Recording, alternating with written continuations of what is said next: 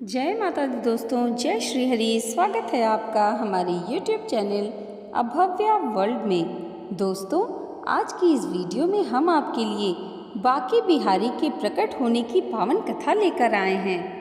दोस्तों, वृंदावन में बांके बिहारी जी का विशाल मंदिर है, जहां देश विदेश से भक्त सिर्फ उनकी एक झलक पाने के लिए यहाँ आते हैं।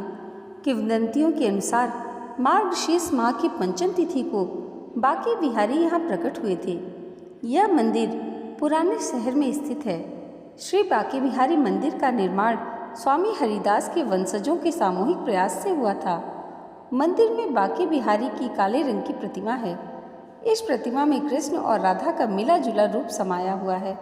इसके पीछे प्रचलित लोक कथा के अनुसार स्वामी हरिदास भगवान श्री कृष्ण को अपना आराध्य मानते थे। उन्होंने अपना संगीत कन्हैया को ही समर्पित कर रखा था। वह अक्सर वृंदावन स्थित श्री कृष्ण की रास लीला स्थली में बैठकर संगीत से कन्हैया की आराधना करते थे। माना जाता है कि जब भी स्वामी हरिदास श्री कृष्ण की भक्ति में लीन होते तो श्री कृष्ण उन्हें दर्शन देते थे। एक दिन स्वामी हरिदास के शिष्य ने कहा कि बाकी लोग भी राधे कृष्ण के दर्शन करना चाहते हैं। उनकी भावनाओं का ध्यान रख के स्वामी हरिदास भजन गाने लगे। जब श्री कृष्ण और राधा ने उन्हें दर्शन दिए तो उन्होंने भक्तों की इच्छा उनसे जाहिर की।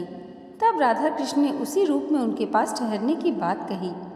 इस पर हरिदास ने कहा कि कान्हा, मैं तो संत हूँ, तुम्हें तो कैसे भी रख लूँगा, लेकिन राधा रानी के लिए रोज नए आभूषण और वस्त्र कहाँ से लाऊंगा।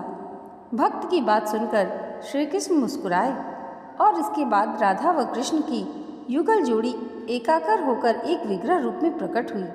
कृष्ण राधा के इस रूप को स्वामी हरिदास ने बांके बिहारी नाम दिया। ध्रुपद के जनक स्वामी हरिदास का जन्म विक्रम संवत 1535 में भाद्रपक्ष शुक्ल पक्ष की अष्टमी को हुआ था।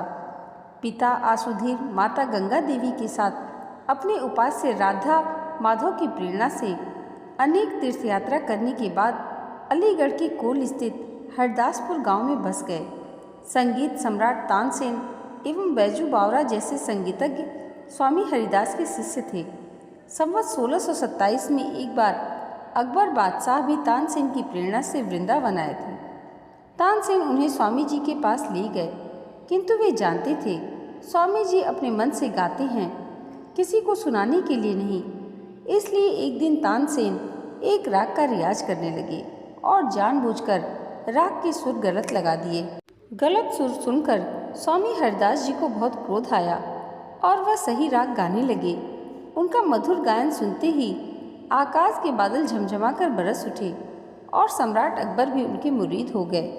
बिहारी जी के संपूर्ण भारत में अलग अलग नामों से कई मंदिर हैं, किंतु इस मंदिर की विशेषता इसके अन्य मंदिरों से भिन्न बनाती है।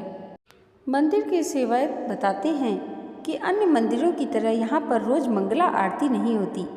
कहते हैं कि यहाँ निधिवन में हर रात्रि रासलीला के बाद कृष्ण और राधा विश्राम करते हैं और सुबह सुबह आरती करने से उनकी निद्रा भंग होती है। बांके बिहारी जी की मंगला आरती केवल जन्माष्टमी के दिन ही होती है। इस प्रकार केवल शरद पूर्णिमा के दिन ही श्री बांके बिहारी जी को वंशी धारण कराई जाती है। केवल श्रावण तीज के दिन ही ठाकुर जी झूले पर बैठते हैं और उनके चरण दर्शन भी केवल अक्षय तृतीया के दिन ही होते हैं। इन दिनों में ठाकुर जी के दर्शन करने के लिए बड़ी संख्या में लोग उमड़ते हैं। मंदिर में भगवान कृष्ण की पूजा के तहत उनका विधिवत श्रृंगार किया जाता है। उन्हें भोग में माखन, मिश्री, केसर, चंदन और गुलाब जल चढ़ाया जाता है। वृंदावन में सबसे ज़्यादा भीड़ यदि किसी मंदिर में होती है तो वो है बांके बिहारी मंदिर। मान्यता है कि बांके बिहारी की छवि को लगातार देखने से भक्त श्री कृष्ण की भक्ति में वशीभूत हो उनके साथ ही चला जाता है। इसके लिए मंदिर में उनकी मूर्ति के आगे एक पर्दा लगा है जो हर 2 मिनट में हिलता है, ताकि कोई भी बांके बिहारी को एकटक देख न सके।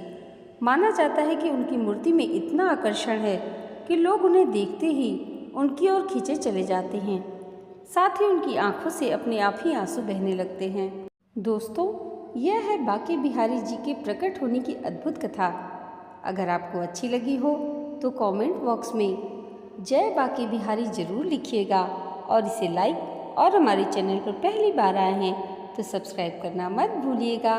बाकी बिहारी जी की कृपा आप सबके जीवन पर सदैव ऐसे ही बनी रहे, इसी मंगल कामना के साथ मिलते हैं अगले वीडियो में। तब तक के लिए जय माता दी, जय श्री हरि।